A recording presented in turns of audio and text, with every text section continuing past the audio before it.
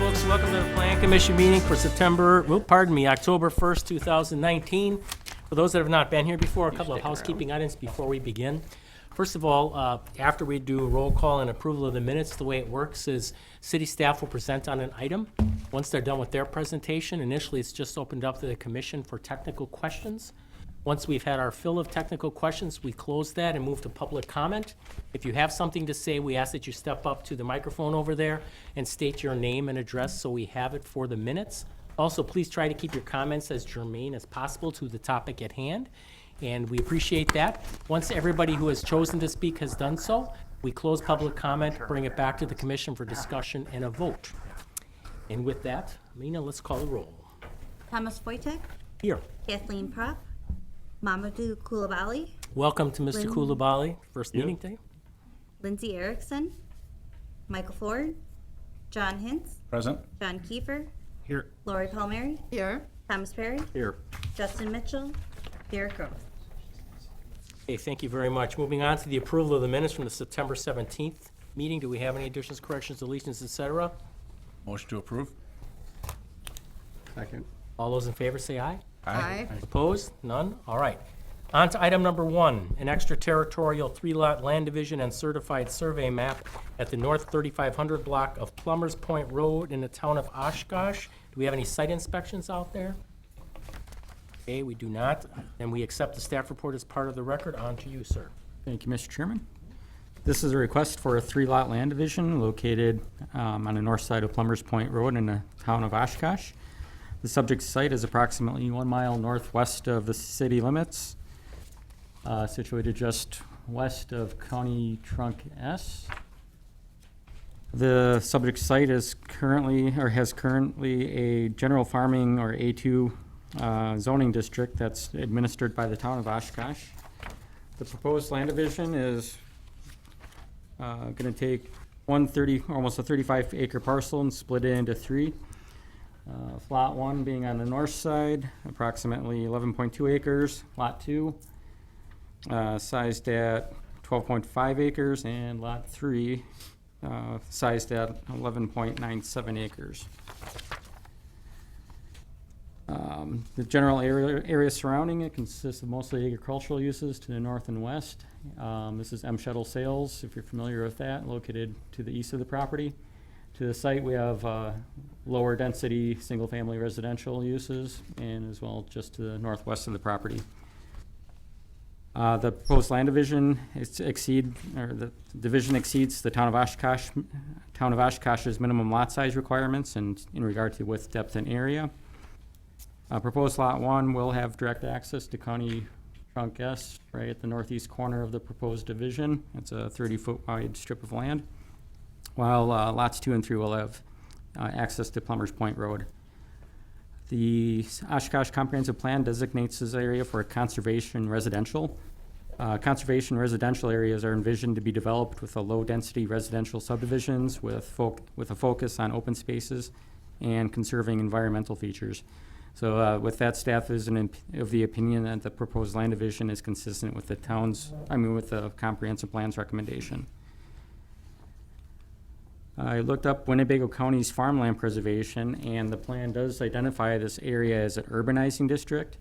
The county's plan generalizes this area as it's in close proximity to urbanized areas with near or available transportation and municipal services, and that's the urbanizing areas are the areas shown in yellow, the subject sites right in the middle of that dark circle right there. So this division is not in conflict with the county's farmland preservation plan. The Department of Public Works reviewed this proposal and did not have any other concerns with the land division. So with that, staff is recommending approval of the 3-lot land division as proposed. Okay, thank you, sir. Copy of them. Any technical questions from the commission on this one? Can you go back to the prior there? And are you able to zoom in a little bit more on that? Not on this, unfortunately.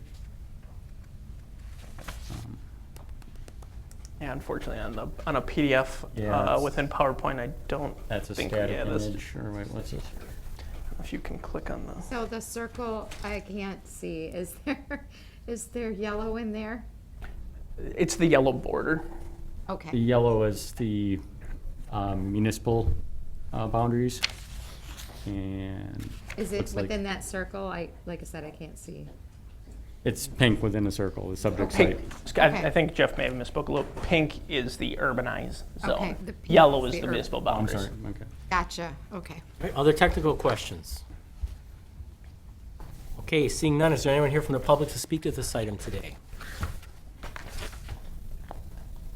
All right, I'll close public comment, and then any closing statements? No.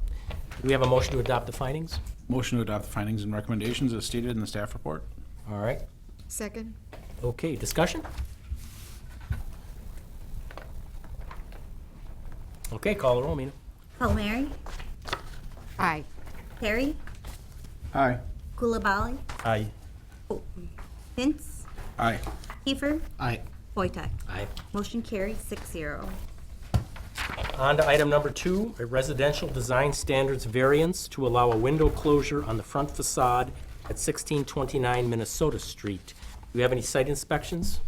Okay, we have 2 site inspections today. All right, we accept the staff report as part of the record. On to you, Alexa. Thank you. You bet. This is a request for residential design standards variance to allow a window closure on the front facade at 1629 Minnesota Street. The subject property is a residential lot located at 1629 Minnesota Street. The surrounding area contains single and two-family residential uses. The subject property and immediate properties to the south and west are Zone 2 flat residential 10, TR 10. The applicant visited Planning Services in September 2019 to discuss their project involving a closure of a side light adjacent to their front door. Staff reviewed the proposal and informed the applicant that the project, which was completed without a permit, required a design standards variance. The applicant is requesting a variance for the closure located on the front facade, which had a glass opening totaling in 1 square foot. So that is the previous view of what it looked like prior to the work. The applicant stated that the side light was damaged and needed to be repaired. Ultimately, the applicant was unaware of the required permits for this project and proceeded to repair the side light opening with vinyl beadboard that is complementary to the door frame. You can see that here. It's labeled opening number 5. Staff evaluated the project's impact on the design of the home based on the purpose and intent of the residential design standards. The standards relate to architectural integrity, the potential impact on adjacent properties, and neighborhood character. Staff considered the intention of the ordinance, architectural features of the surrounding homes, and information that the applicant provided. After evaluating the application, staff is supportive of the variance request and believes that this work has not compromised the architectural integrity of the house. The area is consistent in appearance with the window and door trim of the front facade. The staff believes the work meets the intent of the design standards. So the city's zoning ordinance establishes design standards for single and two-family homes with the overall intent and purpose to maintain the basic architectural quality of residences within the community, to minimize adverse impacts on adjacent properties and neighborhoods resulting from architectural and building construction practices that may detract from the character and appearance of neighborhoods as a whole, and to ensure compatible design between existing and new homes. Staff recommends approval of this variance from the city's residential design standards to allow for window closure on the front facade of 1629 Minnesota Street with the following conditions. That this variance is only for the closure of the side light, and the owner or applicant shall file separate design standards variance requests for any future window or door closures on the front facade. And the finding is that the variance will not be contrary for public interest. All right, thank you. Technical questions?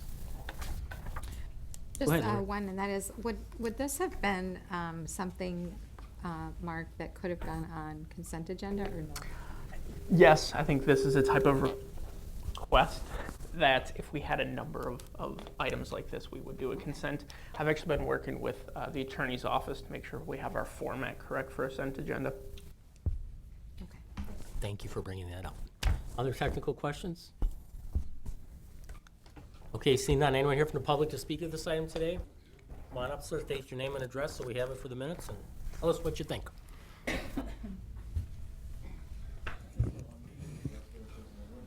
Yeah, I'm Mike Reiner. I live at 1629 Minnesota Street with my mother-in-law, Nancy Koss. Reason why it was changed is because she walked out on Sunday morning of Labor Day weekend, stepped on the sill, and broke the jamb of the door. It was a finger jointed jamb, and the door was mulled together to the side light, which would be one unit. On a Sunday morning, on a holiday weekend, where do you get a permit? Where do you call, who do you call, and what do you do? None of the stores, big box stores, sell a door with a side light on. I had a single door, which was a fancier door than what was originally there, and my sons and myself installed the door so she was able to secure her house. And I apologize to the city if I broke a ordinance or broke a thing, but what do you do? And we did have contact or confrontation with a neighbor across the street because we did not draw a building permit to do it. So the police were called to the location. They asked questions of what was going on. I explained it all to them, and they said that we were doing nothing wrong, just to keep going and to come to City Hall Tuesday morning after Labor Day, which I did. And I went to the inspections department, told them what was going on, told them what the work that was done, and they asked me 3 questions. Did I make the opening bigger? No. Did I spend more than $1,000? No. Did I do it to code? Yes. Those are the 3 questions, and they said, we do not have a problem with it. You're good to go. 2 days later, I get a thing from the planning commission or planning thing about that I didn't file for a variance. Well, in that situation, how do you do that? How do you take care of it? Because if I would have just boarded up the opening, that would have been a safety concern in case the house would have started on fire, God forbid. So that's my comments on Okay. Thank you. this. Thank you very much, sir. You're welcome. Anyone else here to speak to this item today? I don't wanna go there. I can talk loud enough. I am the owner of the house. I've owned that house. I was born in that house. I've lived there for 84 years. And I think it's a shame that a neighbor in the neighborhood who doesn't own the house can tell what, and everyone that has seen the door thought it looked really great. And that door's been in there for a long time. I probably could dig up pictures of years when my kids were like 1 and 2 and now they're 50 and 60, where that door was in there. And Mike did with what he had, because I got a lot of hospital bills and he knows I'm short of funds. So he did it as best he could. He had the door and he paid for the rest of the stuff. But I think it looks nice, you know. Okay. Thank you very much. And well, the neighbor that, you know, called it in, well, I won't even say what I think of him. Well, all right. But I mean, We can imagine. I knew his grandparents, his dad, you know, I've been in the neighborhood forever, so you figure for 84 years. Thank you very much, ma'am. And it's just as, you know, I thought Mike did a good job. He didn't trash it. All right. And, you know, I could have had someone else do it, and they would have charged me a mint, and I wouldn't have been Okay. happy with it, so. Thank you. Anyone else here to speak to this item today? Thank you very much. Back to the commission. Do we have a motion to accept? Motion to adopt the findings and recommendations as stated in the staff report. Second. Okay.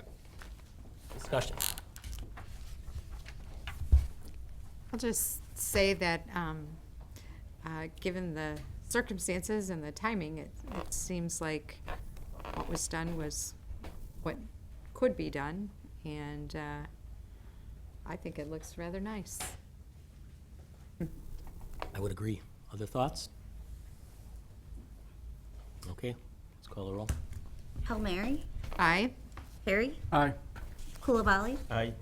Hintz, Aye. Kiefer, Aye. Wojtek. Aye. Motion carries 6-0.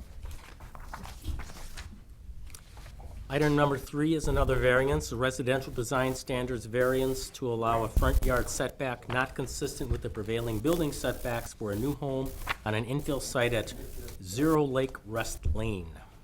Thank you, Mr. Chairman. So this item is a little bit different. Do we have any site inspections? That lot? Okay, we did not, sorry about that. And we accept the staff report as part of the record. All right. Sorry Oh, about that. right. Yeah, so this item, as I mentioned, is a little bit different than a number of our other design standards variances that we've had recently. It is a pretty unique lot. There's a lot going on here, so we'll try to get into it here. So here's the subject site. You can see it right there on, so Lake Rest Avenue comes in here, and then there is a little bridge here that goes off to a private access drive, so it's not even a public street. It's not a public right-of-way, it's just a private drive that gives access to these properties. And it is a corner lot here, right there on Lake Rest Lane. You can see the satellite view here, or aerial. I think Jeff put this together. Part of it is in the floodplain, and then you can see water on both. I'm not sure my cursor here. You can see water on both sides. So Lake Winnebago up here and over here, and then there's a channel that comes into the south. So, you know, you can see that there's actually 2 waterfront yards on this lot. There's not really a street yard or front yard because there is no public right-of-way, so we don't call it a street yard. I think I had that incorrect in the staff report. We had a number of things that were revelations, I should say, after the staff report was written, but you can see the subject site here in blue. And we'll get into some of the unique nature and challenges of it. A little bit closer image showing it. A lot of the properties nearby were developed before the code was, before the code took effect. And this lot is the last one to be developed in the area. There is I think a stormwater easement or utility easement here that runs along the south and along the east side of the lot that would prohibit building on that easement. That would not be permitted. That is not buildable area there. And then you can see on the south of the access drive and the easement is just a little bit of additional lot area. For all intents and purposes, would not be buildable under the code. A lot of the properties, as I mentioned, are residential, single family. A lot of the zoning is SR5, single family 5 residential. The properties, you can see some of the images that I took yesterday when I was out there. So if you're looking down Lake Rest here, I think to the southeast, you can see some of the properties here just to the north of the access drive there. Here's a view of the subject site. We'll show you a few more views quickly here. This is looking, here's the subject site here as the Lake Rest here runs around the bend there. And then this is just looking west along Lake Rest there at some of those abutting properties. Some views of the subject site here. You can see how it's obviously undeveloped, pretty narrow. It narrows towards its southern end, and some of the adjoining properties or adjacent properties. This property here is another property just across Lake Rest. Their view of the lake would be probably the main view that would be in question. And that was a concern the neighbors brought up. Just some more views here, looking across to Winnebago here, and then the subject property again. You can see some of those surrounding context buildings. A lot of residential properties, similar scale, varying architectural character, mostly single story, a few two-story. The code reference really pertains to setbacks, and the intent of it is to allow some continuity for the street wall, so to speak, the street edge. So to have some continuity between the fronts of those adjoining properties, not to have just hodgepodge development that's some close to the street or to the access drive, and then some that are set further back. So this is the section that's in question here. Under that code section, the property would have to be, and we'll show you a few more images, would have to be in line with the adjacent front facades of the adjacent buildings. This is the CSM and site plan that the applicant provided to us. And they mentioned as their main hardship, the narrowing of the lot towards its southern end, the corner here of Lake Rest, even though it's a private access drive. You can imagine the difficulty putting a driveway right off the corner of any street or drive. And then the limited buildable width of this parcel here. They also wanted to allow for their driveway to get in on the southern end. So they placed the proposed home 30 feet off the lake, and then it's about 89 feet back from, we'll say, the access drive for simplicity, to try to allow them the width that they need. I think they needed about 40 feet of width there. They did not submit any designs. We as staff did not review any building elevations. We didn't look at any materials. This variance request is not for any design. It's only for the placement on the lot. So here's a graphic that I worked on, kind of showing you, so we have two waterfront yards, and this is the north here. If they were to be in line with the property immediately north, I think that's about 21 feet off the access drive, just approximately speaking. So that would place them right up about here, and they have about 33 feet of buildable width there, because as I mentioned, they would not be permitted to build in the easement. You have a 5-foot side setback in the lakefront residential overlay district, which applies here. It's an overlay on top of the single-family 5 residential zoning. And so they would be pretty limited if they were to put their house right up there.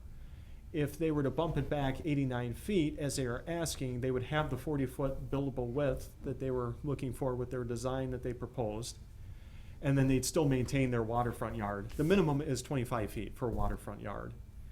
As I mentioned, this, for all intents and purposes, is not buildable for principal structures.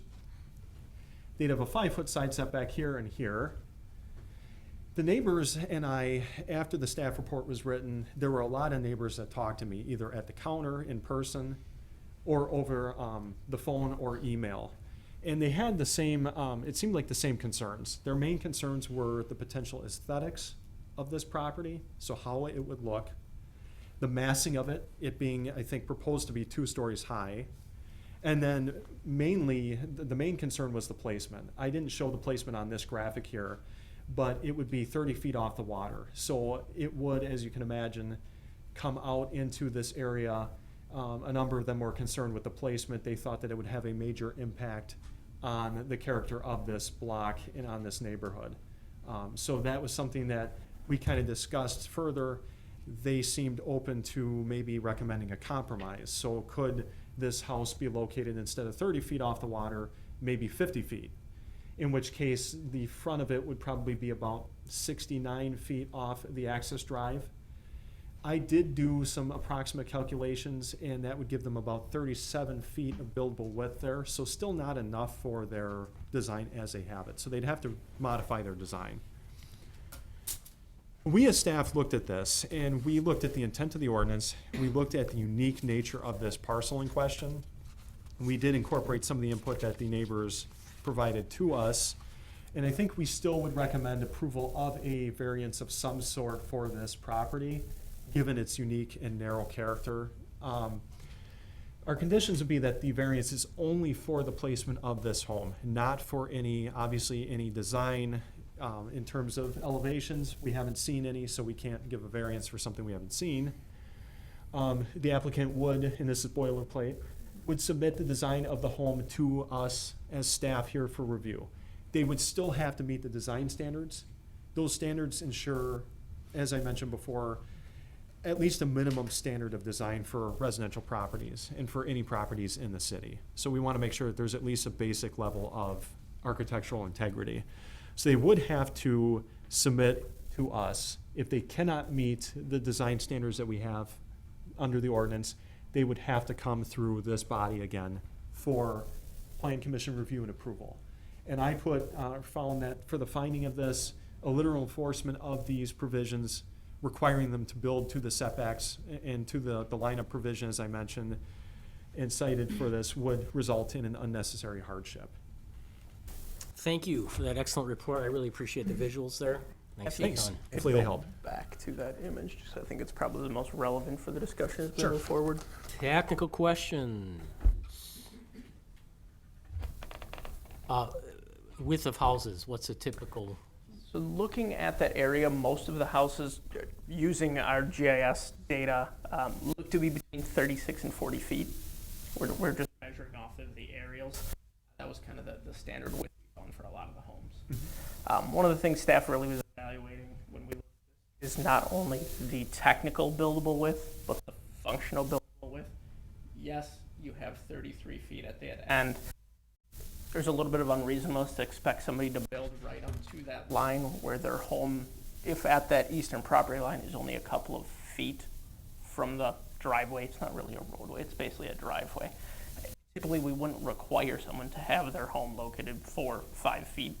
So even though it's 33 feet, functionally for a reasonable home, you would expect it to be, it's gonna be even less than that. So it's a very difficult lot. Lori?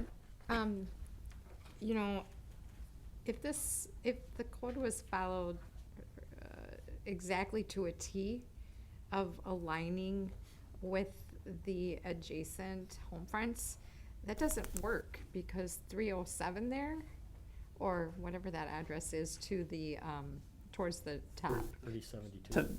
To the top of the image, we'll call it. yes, is, is not flush, right? It's at a wonky angle. And then the one below, or to the south there, I think that's south. Wait, where's our? Yep, just to the south one. Yes, Yep. is at a completely different angle. So wherever that house is positioned, it's not going to be able to line up with a perfect flush street wall, right? Because again, here's, Yep. it's a little easier to see from that angle, from this screen. And I believe what we would do is we'd measure from the closest point of that house, like say to the north, and that's what we'd use as a setback in that case. But yeah, you're correct that the one just to the south is still, or I should have said just to the west. The one just to the east is set back further in because it's on a corner too, so yeah. And not even just the setback, but just the angle or the positioning Yep. of the house on the lot. It doesn't allow for a strict interpretation here. Yeah, as kind of you move down from west to east, the lots go from generally rectangular in shape to starting to narrow and widen on the opposite end, almost as if you were on a cul-de-sac. And then the homes in retrospect then start to turn as well. As you get to this final lot for the corner of the driveway, it's kind of the inverse. The two lots immediately west are wider on the south, narrow on the north. This lot's narrow on the north, narrow on the south, wider on the north. So it's a difficult parcel. So my question is, when did they buy the lot, and did they know buying the lot that it had these difficulties? We can ask For the building. applicant. I believe the applicant is here, so, yep. We'll get that. Other technical questions? All right, seeing none, anyone here from, go ahead, Professor. The major concern of the neighbors was the aesthetic. Yeah, I'd say blocking views, aesthetics, the massing of it, yep. And now we are discussing only the placement. Placement, yep, The home will have to comply with our residential design standards before it could be approved. yep.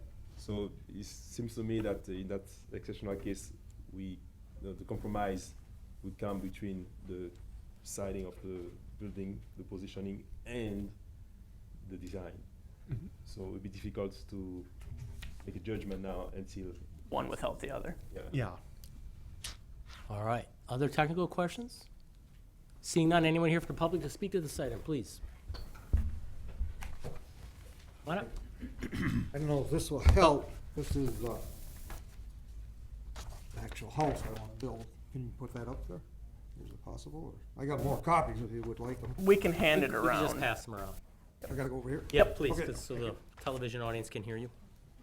A couple there. Anyways, my wife Rosemary and I bought this lot, I think, in the 80s, sometime in the 80s. And we decided to build, I'm thinking probably our last house. I had gone up to city to find out the steps. And they told me I had to go to zoning first, start there, which I did. I took the plan to zoning. A couple days later, I stopped up and they said, "You're good to go." And next thing, I went over to the building inspector, turned my plans, my blueprints and plot plans and all the contractors that are gonna work on it. And, about a week and a half in, I was up at City Hall and I talked to them and they said, "Well, we got everything almost done, but you need to go back to zoning." I went back to zoning. And at that time, they told me I had to move back and line up with the other houses. I had a misunderstanding on my part. I always thought the front of the house was the lake side and the back of the house was the other side. So I said, "It's impossible." I said, "My house is 82 feet long. If I back it up," which I thought was the front of the house, to the neighbors, 1072, I'd be out in the middle of the road. So we talked and talked about it, and they said, "Well, you need to go to a variance." So that's what we got here. The other problem is, this is the original sheet that was turned in to build 1072. And if you look on the sheet, it says he's off the edge of the 20-foot right-of-way. There's a deeded right-of-way that comes down from the bridge down to the corner. And he turned in this permit to the city of Oshkosh, and he's 4 foot 5 inches. And if they ever dedicate the road and build an actual road down there, he's gonna have a driveway that's 4 foot 5 inches long. So that causes a real problem. So I went back to zoning and they said, "Well, you need to go for a variance." I'm here. It's almost, from what I'm hearing, it's almost impossible to build that house on that lot, and that's the house we'd like to build. I realize there's concern, but there's nothing I can really do about it. I can't move the house back because the lot narrows on that side. I'm in line with the 3080. I'm in line with that house across the street. I mean, it's a narrow street, but I am in line with that house. I know some of the neighbors were upset because it's 2 stories high. The fact that it's in a floodplain, I didn't want and can't build a house with a basement, so we built a 2nd story mostly for storage. And other than that, that's all I can tell you. We did talk, originally how it started that I ended up that far up, they told me I had to come in from the side road. When I bought the property, and for many years, the driveway, and my son and I tore the old cottage down, they were all cottages, we tore it down, and the driveway came off onto Lake Rest Lane, the main road towards the channel. And all of a sudden we went to build, and I didn't know it, the city changed my house number on that lot and faced the other way. They changed it, used to be 1074, I think, but now it's 3074, and now it's 3078. So I had to go off to the side. In order to come off the side, I laid the house out, I drove my car in. In order to get into the garage, I had to make it wide enough to turn to line up with the garage. And so we started up there at 30 feet. Anything less than that, I'm not gonna be able to get in. So then zoning finally agreed I could go out either the side or either the south or the east. They allowed me to do that, so that helped somewhat, the situation of getting in there. Other than that, I guess that's about all I can tell you. Okay, do we have any questions for the petitioner as long as he's in front of us? Thank you very much, sir. You're welcome. Anyone else here to speak to this item today?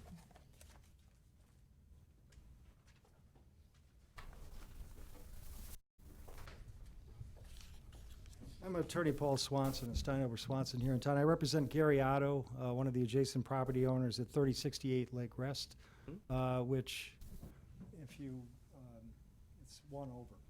Yeah. Yep. And all the neighbors are basically here. The general consensus is that if you put this out, jutting out that far, and as Mr. Salmon said, the front of the house faces the lake, which all of these do. If you look, the house next door actually faces the lake to the south. In other words, as you go down, the lake is that way, but these houses to the left, or I guess that would be the north of the proposed house, all face the lake. To build this house within 30 feet of the lake, when the next house over to the north is 85 feet back from the lake, basically destroys the view. Even if you use the law, the average rule, and you take the setback to the house next door, which is about maybe 60 feet, and 85 of the existing house on the other side to the north, and average the two, you don't come up with 30. You come up with something more like 55 or 60. The neighbors are certainly willing to compromise, I believe, at least Mr. Otto is, and he'd like to address you because he's really looked into this. But 30 feet is just way too close to the lake. It destroys the front yard. It destroys the nature of the views of the rest of the people. And if you look, they're all right on the road. You were talking, staff was talking about how it would be difficult to build that close to the road. You wouldn't have any, well, look at all the rest of the houses. They're right there. You turn off the road right into their driveway, right into their garage. So that's the back of the house. That's the house, that part of the house you don't really look at. And this particular property has quite a bit of land back there. And that faces out kind of on the channel. You don't get a lake view there. The view is forward. To put this within 30 feet of the lake would not be, you couldn't do it in the county at all. In the city, I guess you're not subject to shoreline zoning, so. In any event, Mr. Otto would like to address you.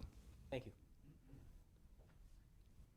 Thank you. Again, I'm Gary Otto. I own the property 3068, which is right at the top of the view there. We've been there since 1965. I just first want to say I don't really object to Mr. Salmon's building on this lot and being a neighbor and having a beautiful home there, but from the start, our objection was when we saw the proposed layout where we go from 85 foot to us, it's the front setback. There was some confusion, and after I read the staff report, I see that the variance actually addresses a setback from the roadside, that's 69 versus 89 foot there, and not that how far back it sets from the lake. But I think everybody here in our neighbor group here, we're all concerned about that setback from the lake, and the variance doesn't directly address that. But I think what I wanted to say was that I think the concern we have is to go from an 85-foot setback from the lake to a 30-foot setback. It just changes the whole character of what all of the front yards and all of what our front yard designation is. It puts a huge stair step in the flow of the lots and the clearances to the lake, the views from the lake from I looked out from my front window and looked. I said if there was something 30 feet out from the lake, it would be jutting way out into our view, out front, and more so for 3072, my neighbor that's not able to be here today. But our concern is that what that setback is from the lake side, and I'm talking with Steve and so on. I said if we could bring that 30 foot back to, let's say, 50 foot. I threw out the 50 foot. I said, and bring that back to 69 foot from 89 foot from the number that you are considering in terms of a variance allowance. That puts the back end of the lot at a buildable width of 37, where where Mr. Salmon's home is drawn up to be 40 foot 2 inches. But that's a garage and a bedroom and a door entrance width at the back of that, what we call the back of the house or the street side of the house. And I think if the 37 is the true, thing, I would suggest that Mr. Salmon's could reconsider a slight variation in the design or whatever to customize it for the lot to bring that back to a reasonable compromise of a 50-foot setback, and which is still a big step out from 85-foot setback to the next home. But I think to me, it's a livable dimension, and I think it allows him to slight variation on his layout of his home to be able to fit that in there. So that's my concern. But my other concern is that if you grant any kind of variance, 69 foot, 89 foot, or whatever, without some kind of a condition being stated in your conditions of the variance, there is no limitation on what you're voting on as to how far he could actually amend his house and say, I want to build it bigger and longer, and go down right to the 25-foot waterfront limitation that the zone limit is. And so the variance doesn't directly address our immediate concern, and that's the clearance to the lake side. And with that in mind, I would suggest, and part of the compromise would be to make that variation and the variance, actually, 69, you can make it 89, it wouldn't matter. But if a limitation could be put in there that to make a minimum 50-foot lakeside waterfront setback to allow for a reasonable alignment with existing building setbacks, even though your code doesn't directly address that, you could do it perhaps with a condition like that or whatever, so that then that sets a window that Mr. Sammons could build a very good-sized home in that lot. I mean, you could put the garage only at 33 feet and then step it into the house, and why as the lot widens out. There's a lot of things you could do with it. There are no standard houses on that out there, and once this house is built, it'll be there for the rest of all of our lives, and we'll have to, live with the consequences of decisions made. So, anyway, that's my thoughts on that. Thank you very much, sir. Thank you. I have just one, because this is such a good graphic, and you kind of, you can highlight these again. This house faces the lake, this house faces the lake, this is Mr. Salmon's cottage, actually, and this faces the lake. So this is the view that they have. All of these houses face the lake this way. So you're talking about, that's about where this house would come out to. Even if you average between here and here, Mr. Salmon's existing house, it brings it out to here. What Mr. Otto's talking about, 50 feet, is about somewhere in here. So that's a pretty good compromise. So I think if you bear in mind that everybody on the left side of this lot is looking at the lake, and the house that he's proposing to build is going to look at the lake that same direction. So it would be fair and equitable, I think, to just take that into account. Thank you. Thank you. Anyone else here to speak to this item today? Come on up, ma'am.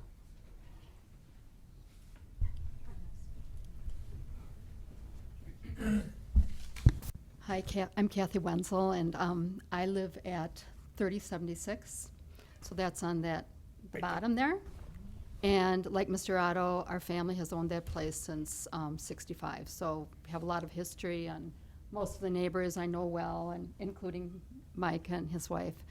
So I'm really not opposed to Mike building a home there, and I think the problem is twofold. I think one of your panel members asked if Mr. Sammons knew about the restrictions when he purchased that lot. I think that was it. And when he purchased that lot, there was a really tiny cottage there. So if you weren't aware, I think, of the building restrictions that might be, just by the nature of the size of the cottage that was there. I mean, I would have, if I were buying that lot, I would have looked into that and thought, I'm either buying this just to have property, or I'm buying it to make another small building. Because I don't know how you put a cottage in that area in that size. And I understand hardship, but in my mind, hardship is when you don't have a place to live. And Mr. Sammons already has a home in town, which is great, and I understand being at the cottage because we all like that. And he also has a cottage out there, so he has another property there. If he wanted to expand or whatever. I'm just saying that I think we're getting kind of beyond the point where we can just, if we don't like the law, that we ask for a variance, that we really need to say, this is the property, can we build it, can't we build it? And, I just came from the East Coast, and I'll tell you, there's a lot of unique properties that are there on different size lots. And, I guess you'd have to look at how you can address it, how you can change your plan, but I'm really hesitant just to rubber stamp it and say, all you have to do is meet this. I know in talking to Mike, I don't know, a month or so ago, when this kind of was happening, one of the issues that he had is he wanted to put his access road or his driveway from the creek side. And if everyone else has been allowed to make their driveway from that side, I certainly wouldn't be opposed to that happening there as well. I mean, I know it's not the current recommendation, but I would think that any of the neighbors would be happy to see, he should be able to do that too, because that driveway was there forevermore. And I certainly wouldn't have a problem with that. And, I guess I would be kind of in favor also of Gary's thought too is we really want to know that there's going to be some look at this before it actually gets built, because it's something we're all going to have to live with. And like it or not, that this was a big resort, and that's how everything is so quirky. I remember that, which is kind of scary. But that's why the lots are so strange and why it's been divided up so strangely. And then as time has gone on, people have taken their little cottages and have made them into year-round homes, you know, ours included. So I don't have a problem with them building a home. I certainly don't mind having them as neighbors. I just think if we could make it into something that would, you know, just satisfy everyone, and we could all kind of reset and just be a happy community down there, that would be great. But if we could possibly look at allowing him to put a driveway back on the, that's what you initially wanted, right, Mike? Originally, it came off the side, the back, Right, towards the right, channel. right. We can't, Well, sir, we can't, Right. can't have that discussion here, because. Okay. But if that would be something that would be acceptable, that the neighbors would be fine with making that variance, I think that'd be great. It would kind of be a win-win, I think. And he'd probably have to redesign his home to fit more in line with, it's the lot that it is. I mean, we can't change what the plot is, and we can't, you know, make an exception for any type of home that anyone would want to build there. It has to fit within the recommendations. Thank you very much. You're very welcome. Anyone else here to speak to this item today?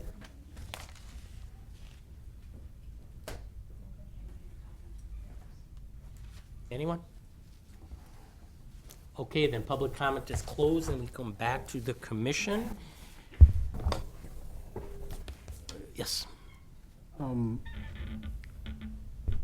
If the We need- applicant were, sorry. Before, I think we have to make a motion. Motion to adopt findings and recommendations as stated in the staff report. Second. All right, now you're up. All right, if the applicant were to work with the group and other people and reduce the setback amount to 50 feet or whatever, would they still have to come before us? Yes.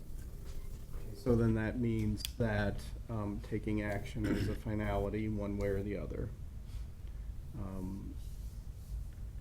So what we have here is a situation where we have a round peg trying to be fit into a square hole. The way I look at it is, the end of the day, it's still a square hole. And we keep trying to put that round peg in there rather than trying to get a different peg.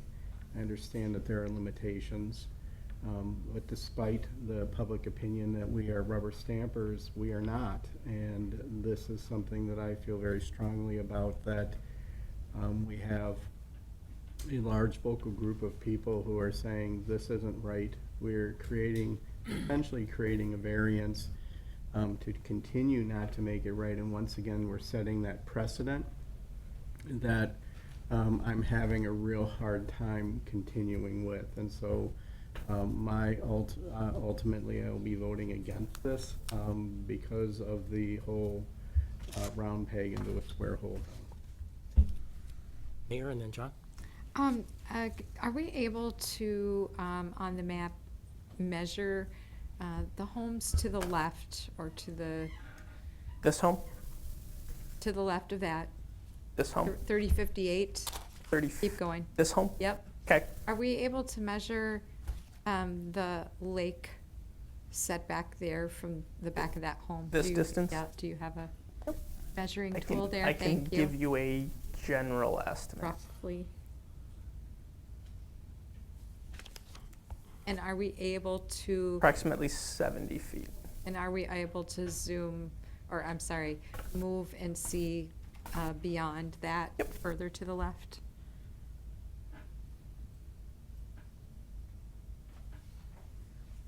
And are we able to look at some measurements of those, like 30, 50, and the one to the left of that?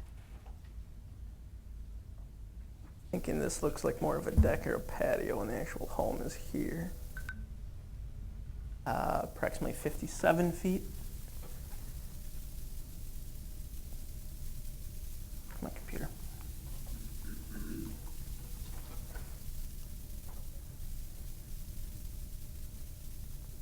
about 56 feet.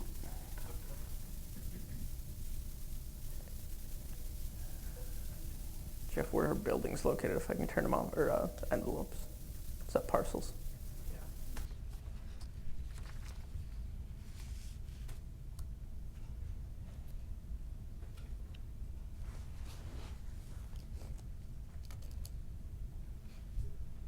About 60 feet.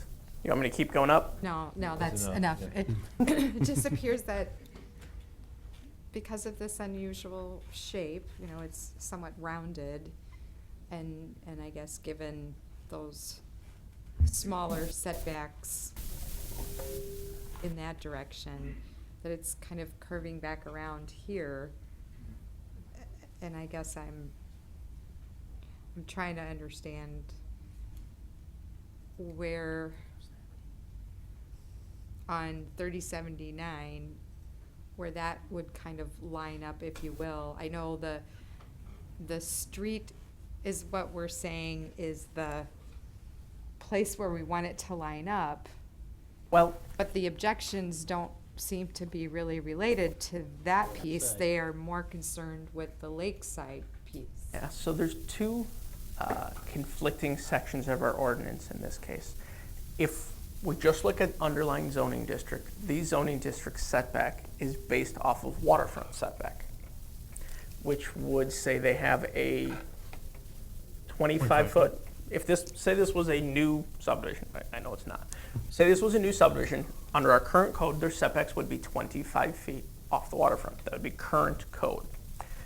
In the design standards variant, or the design standards section of our ordinance, we further specify that we want infill housing to have a lineup provision.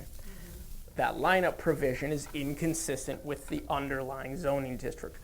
Mainly the reason we said, let's take this to the board, get their interpretation of what we should go with this. But aren't both sides considered So waterfront? they have a waterfront setback here, they have a waterfront setback here, then under current code, it would be side yards on the other two sides.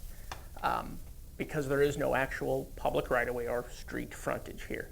They do have their driveway, which function is the roadway in this area along their south and east property lines.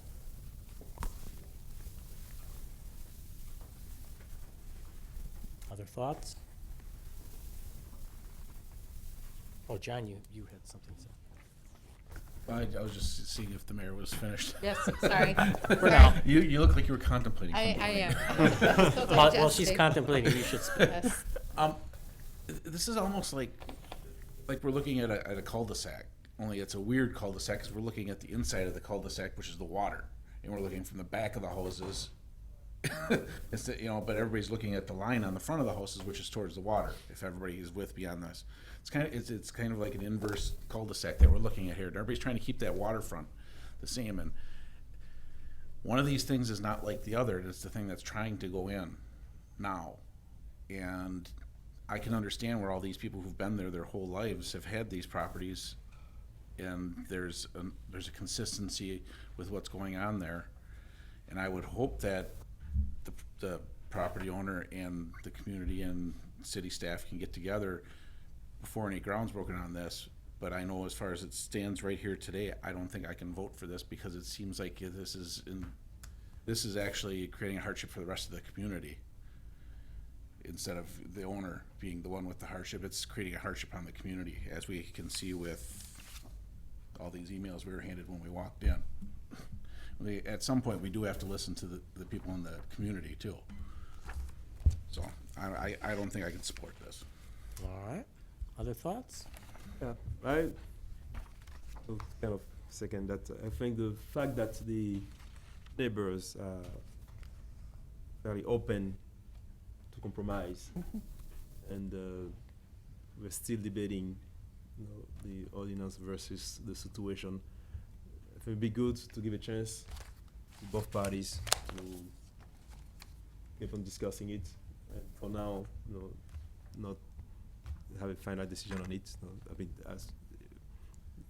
make it a no, and then give another chance for a better compromise. Because after all, it's a community. So I think the sense of community is important, and having a compromise and something that leads to a more durable, peaceful situation is better for everyone. So. Thank you. Other comments? John? Actually, quick question to city staff. Would this be a situation where we might consider a layover of a set period of time, so that way they don't have to refile?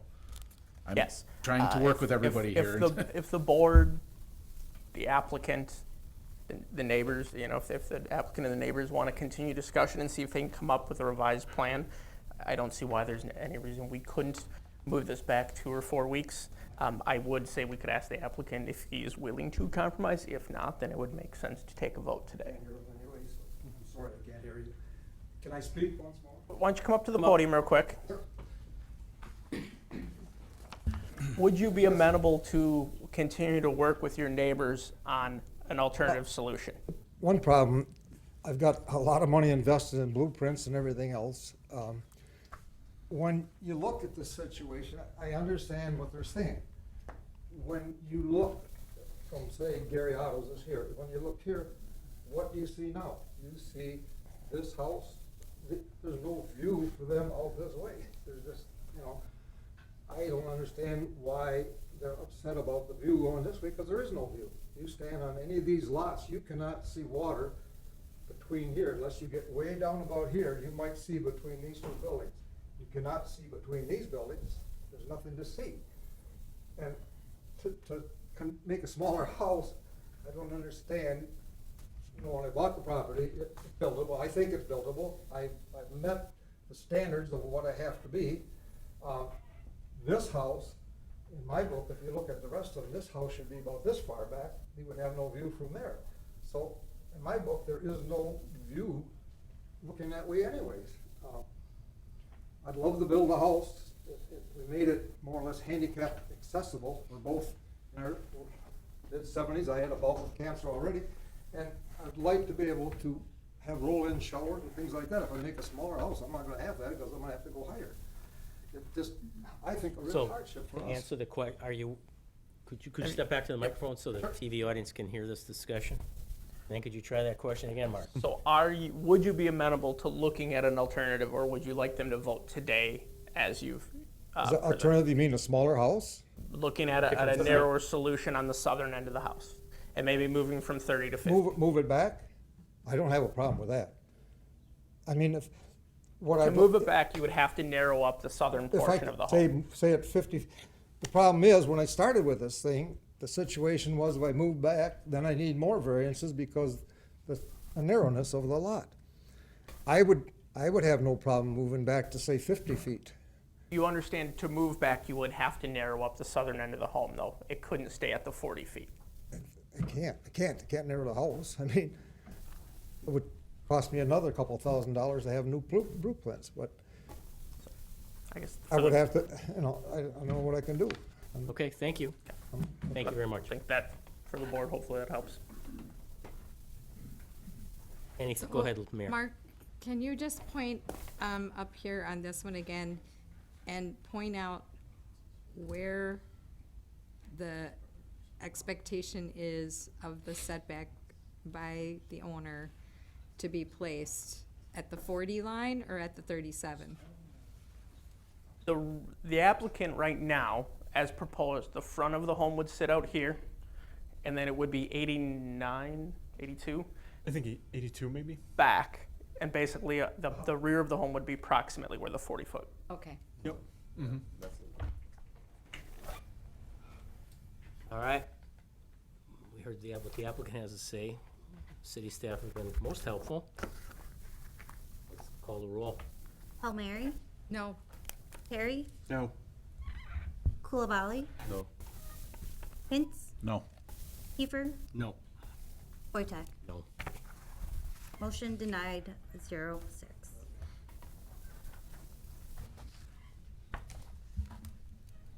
All right, on to item number 4, commercial design standards variance to allow facade alterations using class 4 materials on the existing building at 347 North Sawyer Street.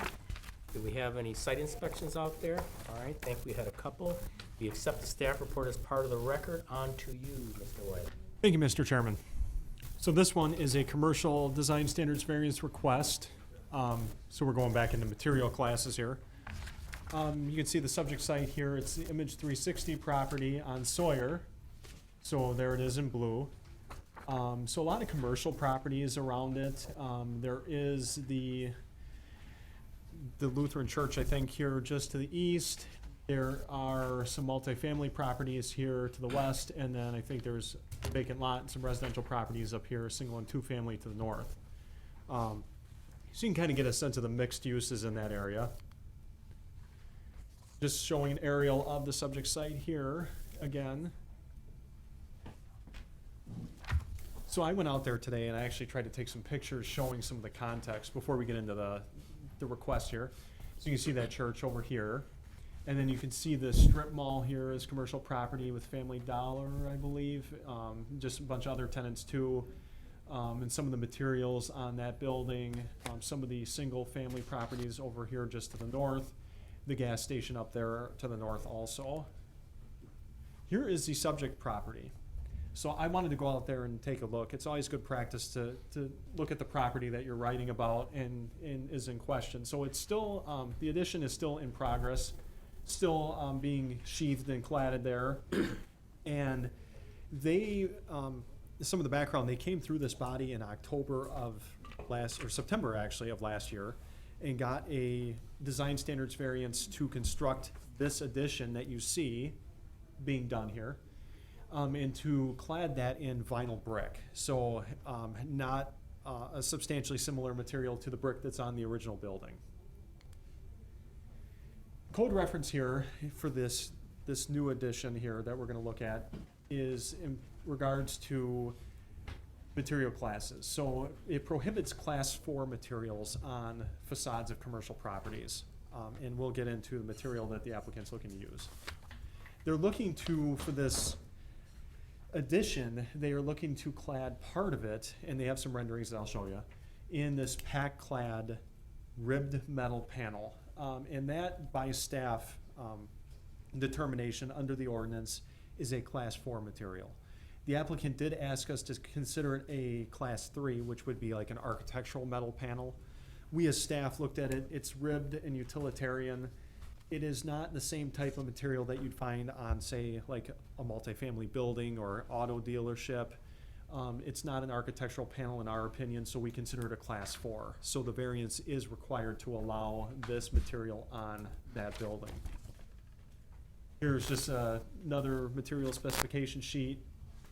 And then the colors that they have, just information on those. You can't really see it, so it doesn't, it's just here. Here's their elevations that they submitted. So what they'd be looking to do, they've got the existing building here, and then the addition there. And they'd be looking to do these ribbed metal panels here in between these breaks here and then in between the columns over here.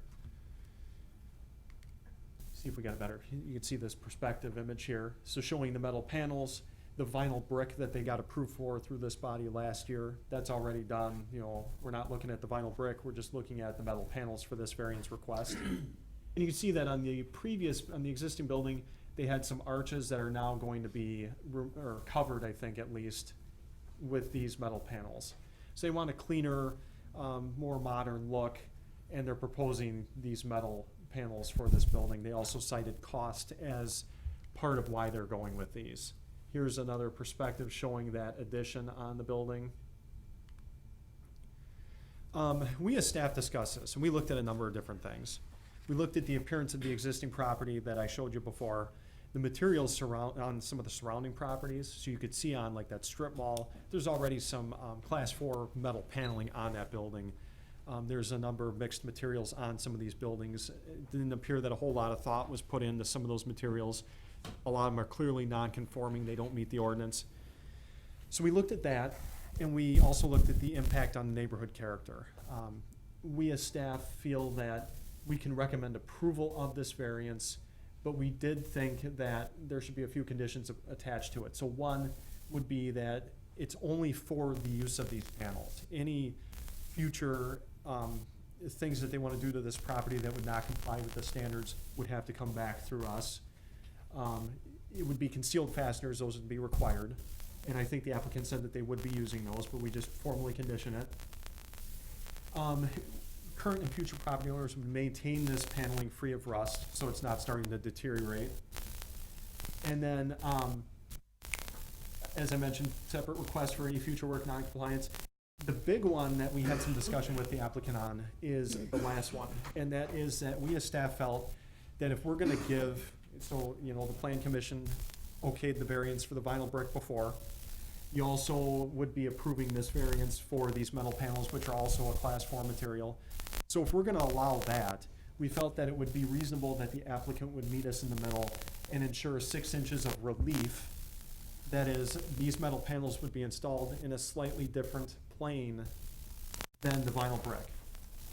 The applicant did submit a detail, it's not in the PowerPoint, but they cited cost as a reason why they felt that putting in just a band, a 6-inch band between the panels and the brick would be sufficient. And so they said that if we were to require the 6 inches of relief, they would have to box that out and sheathe that, and that would cost more money. So they were hoping to get approved with what they submitted originally.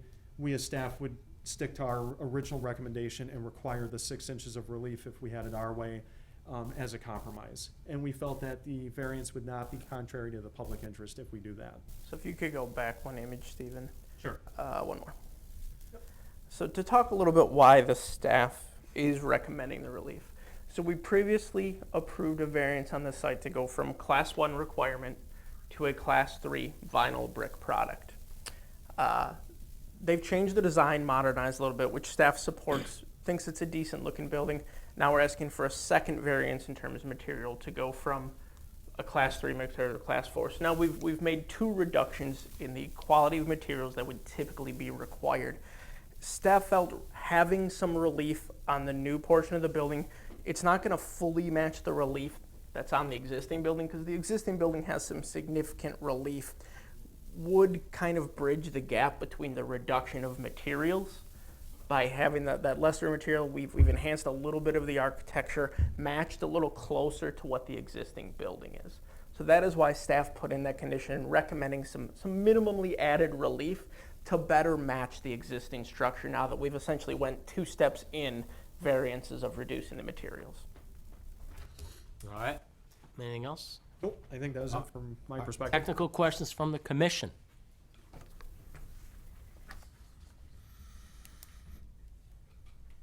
Seeing none, anyone here from the public to speak to the site? That I'm sorry, go ahead. That relief is purely for the look. For the aesthetic. Purely aesthetics. Not, Any other technical questions? Okay, anyone here from the public to speak to this item today? Come on up, sir.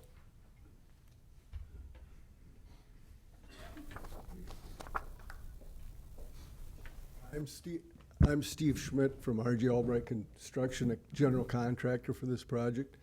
The architect couldn't make it tonight. So as I see it, when you're talking about the 6 inches of relief, you want to bring that metal panel away from the vinyl, 6 inches out? Correct. One of the reasons why he didn't want to do that is then you wouldn't match the existing where he's going to blend that together. Because it'd be hard to bring that out and get that same look. You see the steel columns that he's got going up there? We're gonna fill in between those with the panel. So if you want it all to look the same when you look down the side coming down the street, it's gonna be sticking out farther than that. I mean, it can be done. If it's a matter of not approving it, he would just as soon get it approved and have the 6-inch reveal, but I think that's why we held it back the way we show it now, so that it all fits in the same plane and you blend the 2 buildings together and they look as one instead of an addition on one. I think that's that's what Tim's trying to get across here, is he wants to modernize the look of the building, get those circles off the building. Go back to the one way. Sure. A little bit hard to see there, but. Yeah, I'm looking at this, the bottom left image here. There's already a separation there. The planes don't line up with the existing front and the addition. They don't, but I mean, I'm talking about when you look down that road, if you look at the existing, and that's even with the wall that's there now, and then the new is sticking 6 inches out, that may not look, as attractive, so. I'll say from a staff perspective, we believe it would. Stephen does have an architectural background. We think it would enhance now that we've lowered the materials, but ultimately it's up to this commission to make that call. So again, he'd go along with it we'd like to keep it the way the plans are, but we don't want to lose it, Right. have to go through this again. So if you're gonna say you gotta bring it, have the 6-inch reveal, then that's the way we'd like to. Thank you very much, sir. Anyone else here to speak to this item? Okay, seeing none, back to the commission. Do we have a motion to adopt? The findings and recommendation as stated in the staff report. Second. All right, discussion. Sounds like they're willing to do what the conditions are, reluctantly, but still willing. I understood him correctly. All right, then, let's call a roll. Palmieri, Aye. Terry, Aye. Ullabali, Aye. Hintz, Aye. Kiefer, Aye. Wojtek. Aye. Motion carried 6-0. Final item of business today is a general development plan amendment and specific implementation plan approval for property located adjacent to 1033 North Washburn Street. Thank you. So the subject site is located on the 1000 block of North Washburn Street. Hold on one sec. Do we have any site inspections? All right, and then we also accept the staff report as part of the record. Sorry. That's right. I'm a little slow today, thanks to Mina. All right. So here's the subject site located on the 1000 block of North Washburn Street. It's north of the Dick's Sporting Goods site. The subject site and the surrounding area are zoned SMU PD, and also the surrounding area is commercial land uses. So here's an aerial view of the subject site. In 2017, a GDP, or General Development Plan, and Specific Implementation Plan were approved for multi-tenant retail and office use for the site. So the multi-tenant retail building was developed here, and a bank was developed here, along with a shared parking area. And the applicant is now proposing to amend the existing General Development Plan for the site to include a restaurant with a drive-through. And they're also requesting a specific implementation plan approval for a single-tenant building for a restaurant occupied by Chick-fil-A. So here's the proposed site plan. It'll be located here between the multi-tenant and the bank building, kind of situated towards the shared parking area. It will have a drive-through going along the north side of the building and into that front yard area. So a base standard modification will be required to allow that drive-through within the front yard area. Staff is supportive of that base standard modification due to the unique shape of the lot. Kind of like a pie shape with very limited areas for a drive-through. Again, they're kind of situated towards that shared parking area. So it's one of the few feasible areas would be to go along that North Washburn Street frontage. And additionally, there will be a requirement for street frontage landscaping, which kind of break up that drive-through in the front yard. They also are requesting a base standard modification for the dumpster enclosure location, as that is located between the principal building and the public street. Staff is also supportive of this location, as it's right next to the dumpster enclosure for the retail building. It'll use that same access, and it'll also have some landscaping around the enclosure to kind of screen that. As far as access and parking, they will be coming off that existing shared parking area, and they will have 10 new parking stalls for the restaurant right in front of the building. And here's the landscape plan. It appears to be meeting all landscaping requirements with the exception of street frontage landscaping. So staff is recommending a condition that they have 320 street frontage landscaping points installed along the Washburn Street frontage to meet the landscaping point requirements, and that will also serve to break up that front yard drive-through. And here are the elevations through the south, north, west, and east. And each elevation has a wall sign on it, which appears to meet size requirements for wall signage in the SMU district. As far as the facades, they will be using a combination of multiple types of brick veneer and storefront glass. and those facades do meet articulation requirements. And staff did also want to note that we had gotten a couple of emails regarding the proposal. One was in favor of and one was against the proposal, but they didn't really deal with land use concerns.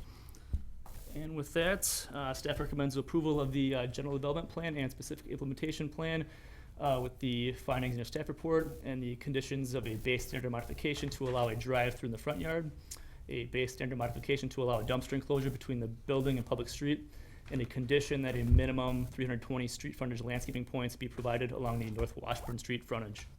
Thank you, Brian. Technical questions? Yes? So the bank building next door, the Verve building next door, has a drive-through that faces the street as well, is that correct? Wait, see that? Correct, it wraps around that north side of the building. So we would have two buildings in a row with drive-throughs facing the street? Correct. And we had discussed this in a workshop a couple weeks ago about how we would prefer not to do that. So that is the huge sticking point for me. Okay. I would echo that to a certain extent. I don't think we have any interest in seeing a whole line of dumpsters and drive-throughs, whether or not you throw a couple of trees or bushes in there or not. Also, as Tom said, we, declined that on Oshkosh Avenue, and I think that this is equally critical gateway area. And with regard to F, H, and I, under the findings and recommendations by staff, while I appreciate all the time and effort put into this, I'm not necessarily in agreement that F, H, and I should be this body's recommendation or findings.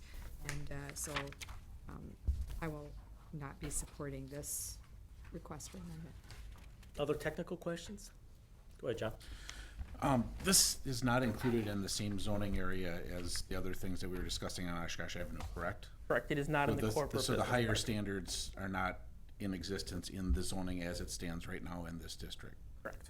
Okay, I just wanted to make sure that we weren't overlapping, because it's kind of apples to oranges if you're saying, we talked about this a couple weeks ago in a different district that's zoned to be more specific and to, and to have higher standards than it is here, which is not the same standards.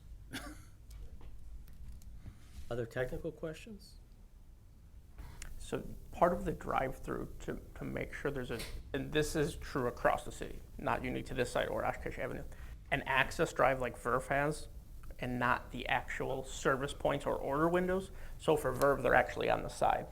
Under our code, those are the access drive that gets around is permitted in the front yard. It's the order point, the pickup point that are not permitted in the front yard. So Verve's qualified under our ordinance is code compliant. Chick-fil-A's, however, their order point is located in the front yard, so that is why they need the base standard. All right, anyone here from the public to speak to this item today?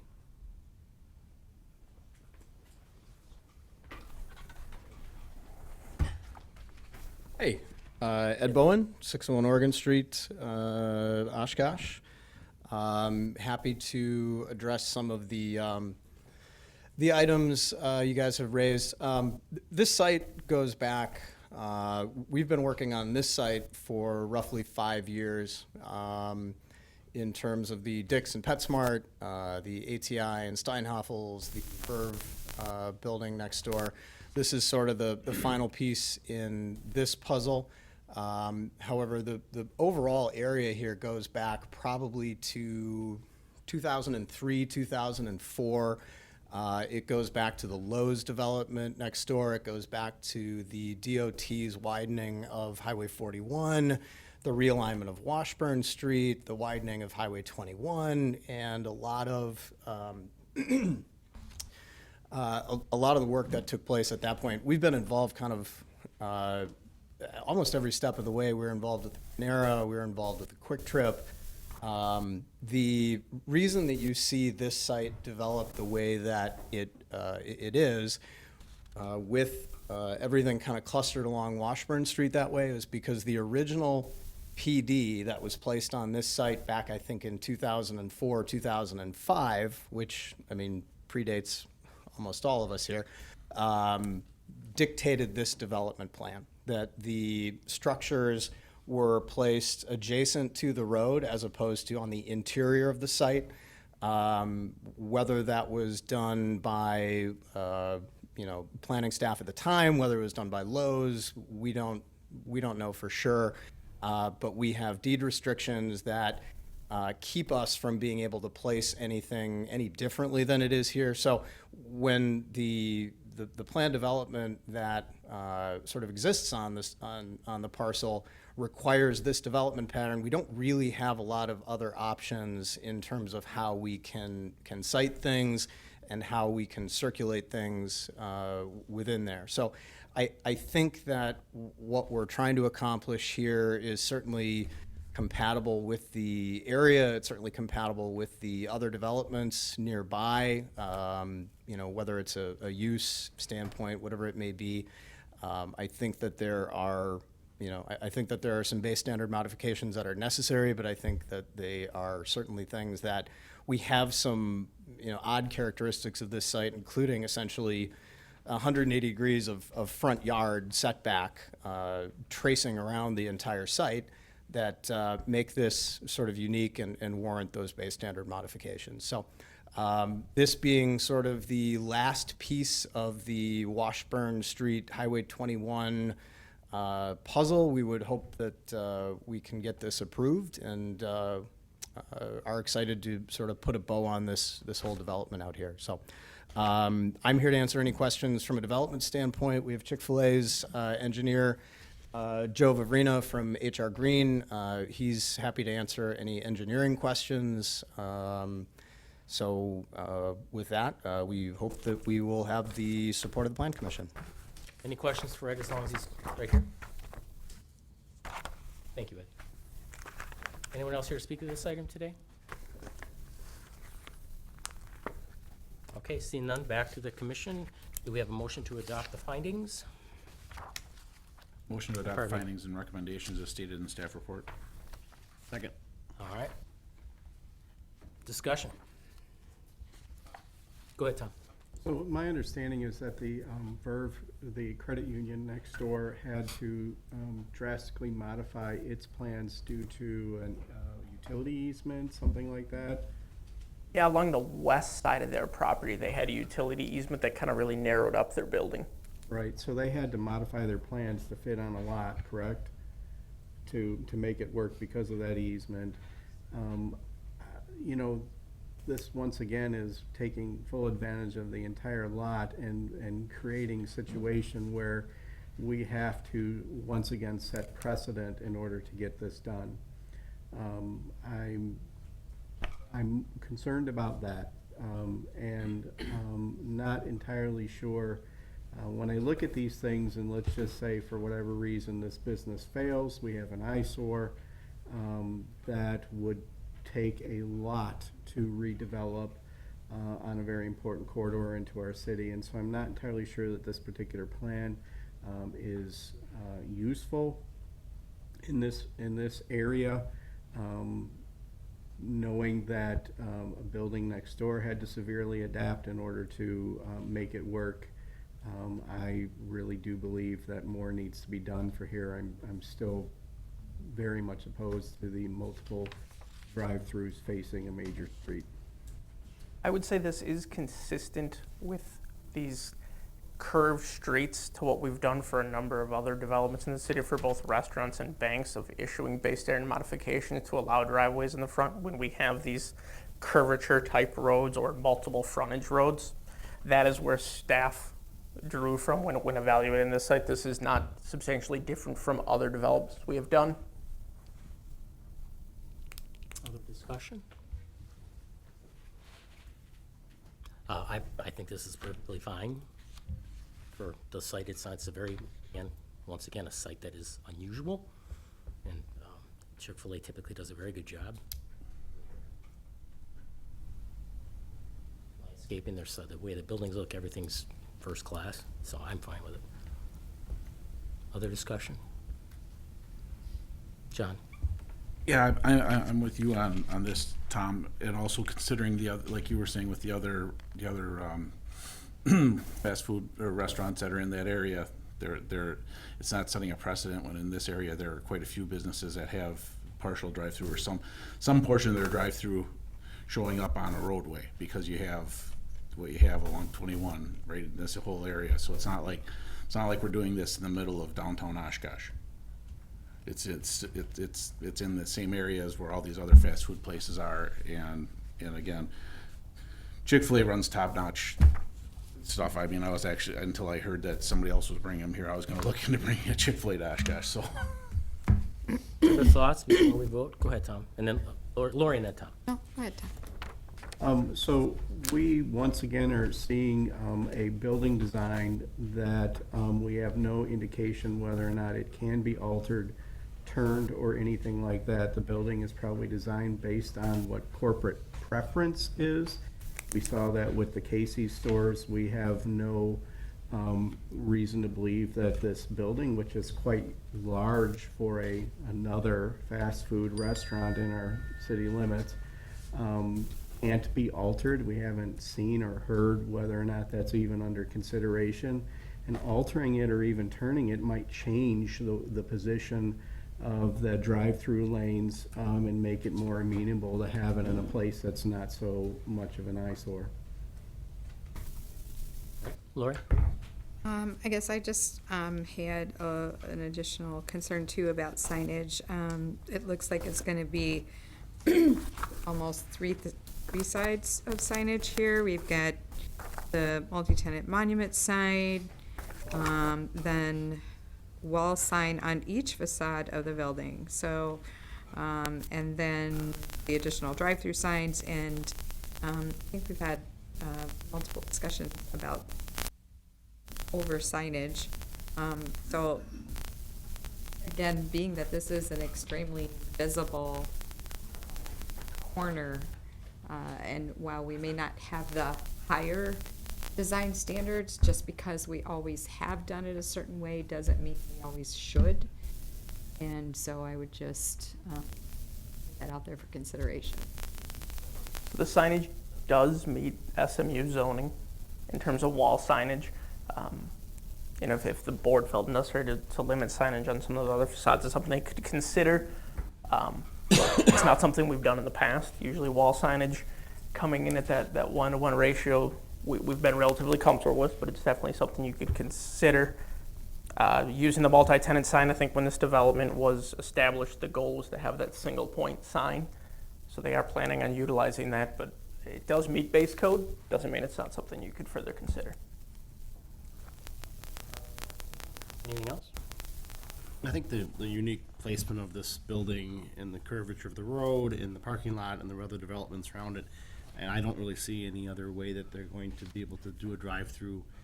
Obviously, a fast food place like this needs a drive-through, so I don't see why there could be any changes to it that would be more pleasing to the commission. So, yeah, I just wanted to mention that. Call the roll in. Palmieri, No. Perry, No. Kulabali, Thin. Vince, aye. Kiefer, Aye. Wojtek. Aye. Motion carried 3-1. All right. We have a motion to adjourn. So moved. All those in favor say aye. Aye. Okay, we're adjourned. Was We that have- too quick for you? And we That have. wasn't-